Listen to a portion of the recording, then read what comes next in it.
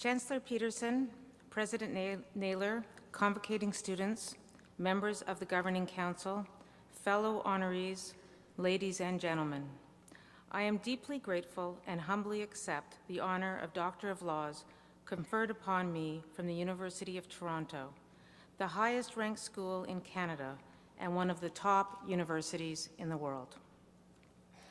It gives me great pleasure to be here with you this morning for your annual convocation. I offer my heartiest congratulations to the students, faculty members, and to all the family and friends present here who have supported and encouraged this remarkable assembly of our brightest and best. I hope this afternoon will simply be one of many great celebrations as you take a giant step forward into the life you will create for yourselves. That notion, the creation of a meaningful life, is the focus of my brief remarks here. You have played by the rules in pursuing higher education, and the promise of a good life beckons. You are surely looking ahead with excitement and perhaps a bit of anxiety as to what the future holds. Each of you is also now faced with choices, not just what you will do as a job, but what kind of person you will be. Part of that is finding your purpose.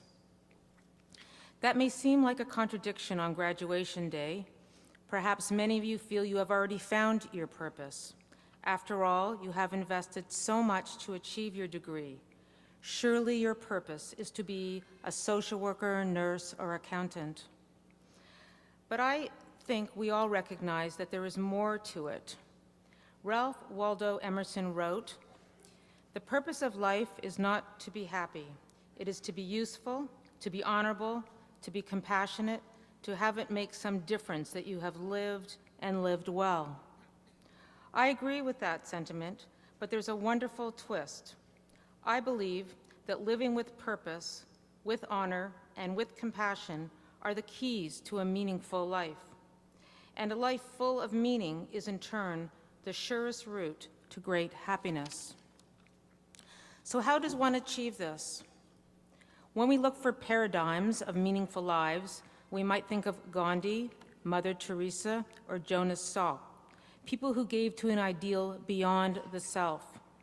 Philosopher Susan Wolf identifies 3 criteria for creating a meaningful life: mastery, morality, and meaning. Mastering self-interest is to find your passion for doing what you love to do and then doing it. Morality is doing the right thing even though it may not serve self-interest. And finally, meaning, engaging in the world in a way that contributes to or connects positively with something of value, which is outside the self, yet serves and nurtures the self at the same time. Perhaps it is easier to put these ideals into practice if you are active in healthcare, environmental services, or social work, for those careers that can both help individuals and advance society as a whole.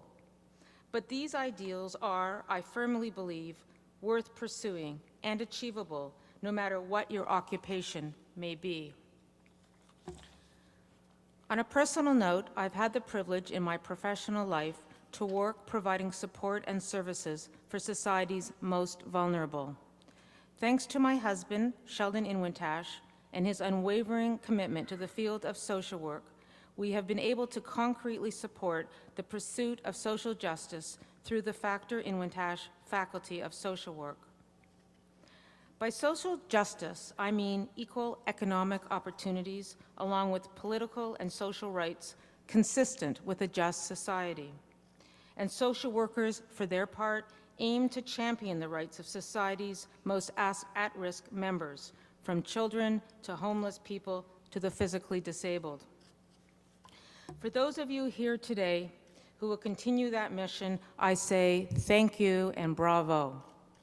And for those of you whose chosen professions may not naturally lend itself to the pursuit of social justice, I challenge you to find a way to pursue your passions, fulfill your goals, and create meaning in your lives by connecting with a broader social purpose.